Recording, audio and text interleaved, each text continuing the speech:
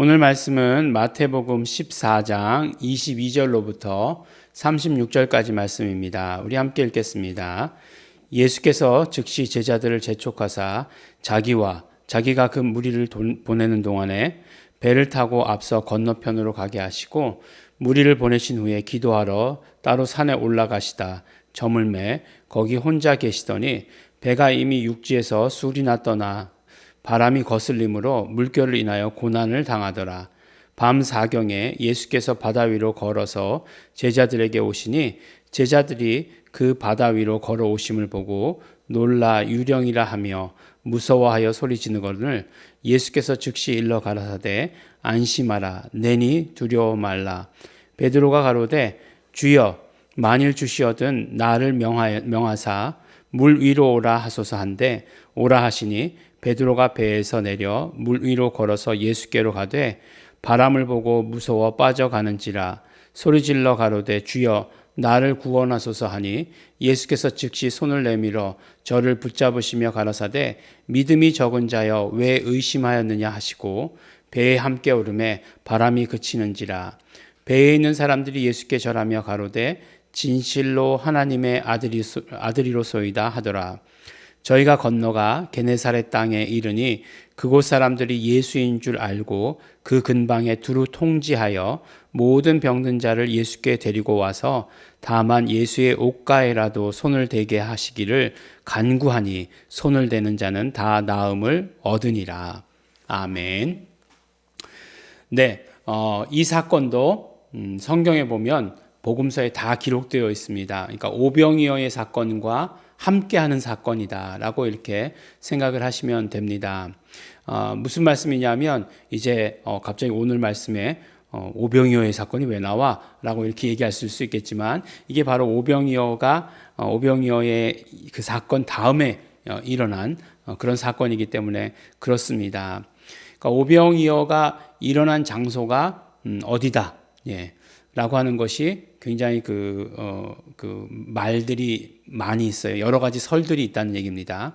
근데 보면 성지순례를 다녀오신 분들은 오병이어 교회라고 하는 데를 다녀오셨을 거예요. 근데 거기는 타부가라고 하는 곳에 있는 곳입니다. 근데 성경에는 이제 마태복음, 마가복음에는 나와 있지 않지만 그 누가복음에는 이 오병이어의 장소를 벳세다라고 이렇게 이야기하고 있습니다. 그러니까 타부가하고 벳세다하고는 좀 떨어진 곳이에요. 근데 또 새롭게 고고하게 발달로 이제 장소가 발견되는 벽화가 발견되는 교회가 있는데 그곳에는 그것이 더 정확할 것이다. 이렇게 여러 가지 설들이 있습니다. 그러나 어쨌든지 간에 우리가 이제 정확한 장소가 어디인지 모른다 할지라도 이러한 이적이 일어났다라고 하는 것은 분명하고 또 더 분명한 것은 이제 게네사렛이라고 하는 곳에 이르게 되어 있다는 것이에요. 제자들을 보내서 배를 타고 먼저 보내서 이제 게네사렛을 향해서 가도록 했습니다. 그러니까 벳세다라고 하는 곳이 갈릴리 호수에 이렇게 가버나움이 있으면 이렇게 오른쪽에 있고 그 다음에 벳세다가 오른쪽에 있고 그 다음에 이제 타부가라고 하는 곳은 가버나움을 중심으로 이렇게 약간 왼쪽에 있어요. 근데 게네사렛이라고 하는 곳은 더 왼쪽에 있기 때문에 이게 완전히 그 서쪽을 향해서 배가 갔다라고 이렇게 하는 것에서는 다르지 않다라고 이렇게 생각을 합니다. 근데 이제 이 말씀을 보면 굉장히 중요한 사실들이 많이 나와 있죠. 예수님께서 배를 태워서 보내시면서 이제 많은 메시지들을 우리가 받을 수 있습니다. 첫 번째로는 이제 그 예수님께서 제자들을 먼저, 그러니까 이거 나눠주느라고 되게 힘들었을 거 아니에요. 5천 명이나 되는 그 사람들이 나눠줬으니까 힘들었을 테니까 무리와 이렇게 분리시켜서 배를 타고 먼저 이렇게 보냅니다. 그리고 예수님께서는 산에 올라가셔서 기도하시고 저물매 거기서 이제 내려오시죠. 근데 저물 때가 아니죠. 벌써 이렇게 밤 사경이나 되었더라라고 이렇게 얘기하죠. 그러니까 무슨 말씀이에요? 그때 이제 이 유유자적하고 이제 뱃놀이 하듯이 서쪽으로 게네사렛으로 이렇게 가지 않았겠습니까? 또 예수님의 제자들은 대부분 다 어부들이잖아요. 어부들이니까 이 배 타는 일이 얼마나 익숙했겠습니까? 그래서 배를 타고 유유자적하며 또 이 신나는 일 다음에는 그 굉장히 할 얘기가 많지 않겠어요? 뭐 한국 축구가 이겼어 그러면 와, 누가 잘하더라 뭐 이렇게 하더라. 예, 그러나 이기진 못했지만 어쨌든지 간에 막 그런 이야기들을 막 나눌 거 아니에요. 막 신났을 거 아니에요. 막 이 승리의 이야기 같은 그런 이야기 아니에요. 오병이어의 이적. 지금까지 그런 이야기 들어봤어? 뭐 들어보지도 못했는데 우리 쪽에는 사람이 더 많았어. 막 근데 그런데도 막 빵이 그치지 않고 이 물고기가 그치지 않았어. 막 이렇게 얘기하면서 아주 분위기가 좋았을 거예요. 근데 잠시 그 분위기 좋았던 것 끝나고 바로 바람이 거슬림으로 물결이 일어나서 고난을 당했다라고 이렇게 얘기하고 있어요. 그러니까 큰 물결이 일어났다라고 얘기하는 거죠. 갈릴리 호수에는 그런 일이 심상치 않게 있었다라고 이렇게 말하는 것 우리가 잘 알지 않습니까? 근데 보니까 밤 사경에 예수께서 바다 위로 걸어서 제자들에게 오시니라고 이렇게 얘기하고 있어요. 그러니까 예수님께서 이제 바다 위를 걸어서 저벅저벅 걸어서 오시는 거예요. 밤 사경이면 껌껌한 때잖아요. 껌껌한 때니까 어떻게 합니까? 또 제자들이 보고서 유령이다 막 이제 이렇게 얘기한 거죠. 막 그냥 그 바람이 거세게 불고 그러면 막 물결이 칠 거 아니에요. 그러면 이제 또 뭐 시야도 막 가려지고 그러는데 눈도 잘 뜰 수도 없고. 근데 그저 누가 걸어오니까 예수님인지 못 알아본 거죠. 예수님께서 걸어오시는 걸 못 알아보았습니다. 그랬더니 예수님께서 즉시 일러 가라사대 안심하라 내니 두려워 말라라고 이렇게 얘기합니다. 이제 나다라고 이렇게 말씀하신 거죠. 에고 에이미라고 이렇게 얘기하는 것입니다. 이게 뭐 에고 에이미라고 하는 말은 이제 우리 성도들은 많이 들어보셨을 거예요. 그게 나다라고 이렇게 얘기하시는 것. 근데 이게 이제 어디에서 나온 말이냐? 이제 그 얘기를 이제 많이 하죠. 물론 뭐 예수님께서 나다라고 얘기하셨지만 그 의미가 무엇이냐를 우리가 찾아보면 이거를 이사야서에서 발견할 수 있습니다. 이사야서 42장 8절에 보면 하나님께서 하나님의 이름을 가르쳐 주면서 나는 여호와니 이는 내 이름이라 이렇게 말씀하세요. 그러니까 나다라고 이렇게 말씀하시는 것 결국 무슨 말씀이냐? 이름을 가르쳐 주신 것이다 라고 하는 것이에요. 이름으로 나타내셨다 이렇게 말씀하시는 것이죠. 그러니까 바로 나다라고 얘기하는 것은 하나님의 이름을 드러내신 사건이다 라고 하는 것으로 또 이 장면이 굉장히 유명합니다. 그러니까 모든 어떤 그런 고통 가운데 그다음 어떤 어려움 가운데 예수님께서 함께 하신다 라고 하는 것을 무엇으로 표현하셨는가? 무엇으로 표현하셨는가? 나다라고 표현하셨다는 거예요.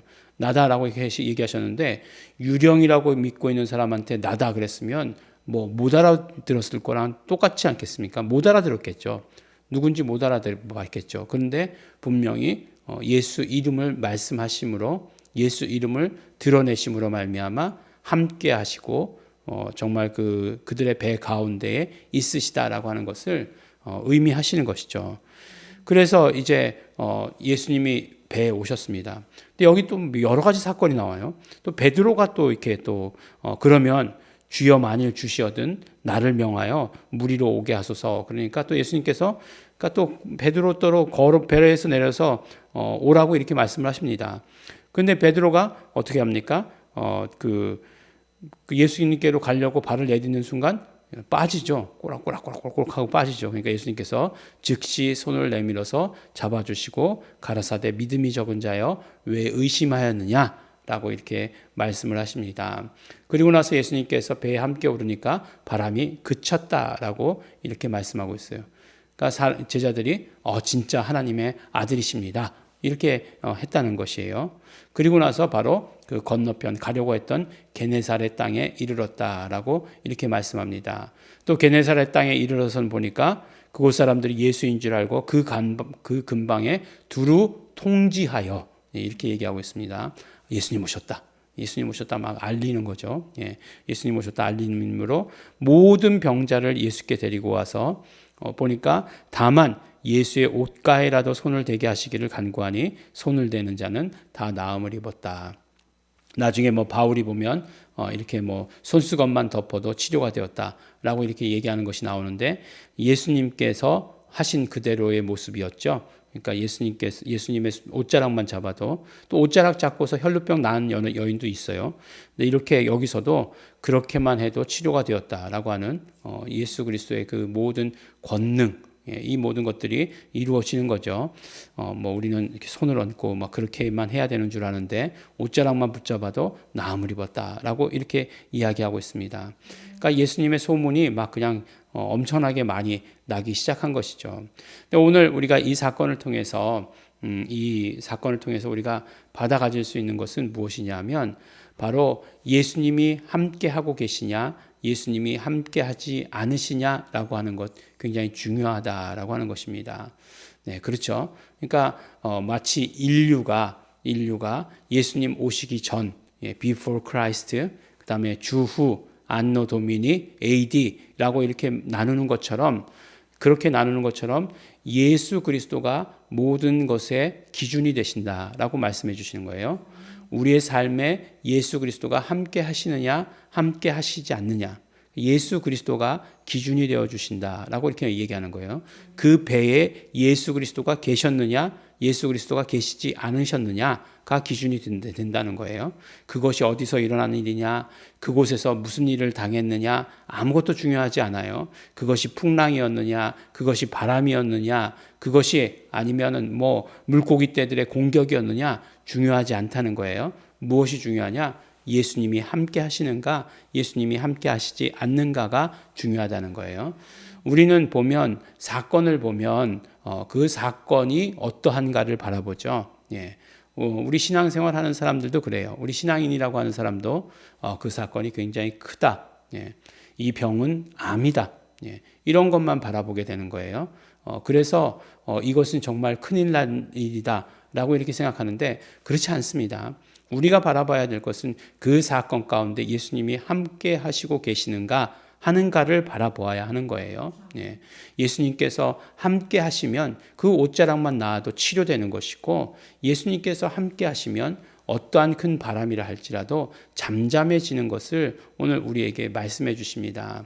정말로 이 사건은 예수님이 함께 하시는가 안 하시는가에 대한 어떤 제자들을 향한 훈련이었다라고 말할 정도로, 아니면 우리에게 주시는 강력한 메시지다라고 할 정도로 그렇게 분명하게 극렬하게 나누는 그런 사건입니다. 그런데 그 예수님의 임재를 예수님께서는 뭐라고 말씀하셨느냐? 나다라고 계시하셨다는 거예요. 무슨 말씀이에요? 이사야서 42장 8절에 나오는 것처럼 나는 여호와니 이는 내 이름이라 라고 말씀하신 것과 같은 그런 말씀이다라고 말씀하고 있어요. 그러니까 결국 무엇입니까? 예수님께서 자신의 임재를 자신의 이름으로 함께 하시는 것을 이름으로 드러내 주셨다라고 하는 것이에요. 그러므로 우리는 그 이름을 의지하고 붙들고 정말 고백하고 전하고 그렇게 할 때에 예수님의 함께 하심을 경험하게 된다는 거예요. 예수님이 함께 하시기를 바라죠. 누구나 다 바라죠. 우리 신앙인이라면 이 어려운 사건 가운데 예수님 함께하여 주시옵소서 간절하죠. 그런데 어떻게 하느냐? 이름으로 계시하셨으니 우리가 그 이름을 부르고 그 이름에 영광 돌리면 그 이름은 임재요 함께하심이라고 하는 것을 오늘 우리 말씀 가운데서도 우리 구체적으로 볼 수 있게 되는 것입니다. 혹시 우리 성도들 가운데 말 못하는 그런 어려움 가운데 있다 할지라도 그 어려움보다 더 중요한 것은 우리에게 있어서 예수님이 함께 하시는가. 그런데 우리는 예수 이름을 우리에게 주셨기 때문에 예수 이름으로 내가 너희와 함께 한다 라고 말씀하셨으니 그 이름으로 함께 하시는 예수님을 경험하게 될 것입니다. 예수님이 함께 하시면 예수님의 함께 하시는 증거들이 드러나게 되어 있습니다. 우리가 그것을 참고 기다려야 할 때입니다. 그러므로 예수님의 함께 하심을 기대하시는 또 예수님의 함께 하심을 우리가 바라며 그 이름을 부르시는 전하시는, 그래서 그 이름이 함께 하신다라고 하는 소문을 내시는 우리 성도 여러분 되시기를 예수 이름으로 축원합니다. 기도하겠습니다. 하나님 아버지 감사합니다. 오늘 말씀을 통해서 우리 또 예수님이 함께 하시는 것이 얼마나 귀하고 좋은 것인가 하는 것을 깨닫고 알게 하고 보게 하여 주신 것 너무나 감사하고 고맙습니다. 우리 삶의 풍랑 가운데서도 우리 삶의 배 가운데서도 예수님 언제나 함께하여 주시옵소서. 우리가 예수 이름을 부를 때마다 함께 하시는 것 마음껏 경험할 수 있도록 축복하여 주시옵소서. 감사드립니다. 예수님 이름으로 기도드렸습니다. 아멘. 그러므로 우리 이 시간에 기도하실 때에 예수님 함께 하시옵소서. 우리의 삶의 모든 순간순간마다 함께 하여 주시옵소서. 우리가 예수 이름을 불러서 예수님의 함께 하심을 경험하기를 소원합니다. 성령님 역사하시옵소서. 성령님 충만히 임재하여 주시옵소서. 통성으로 기도하시겠습니다.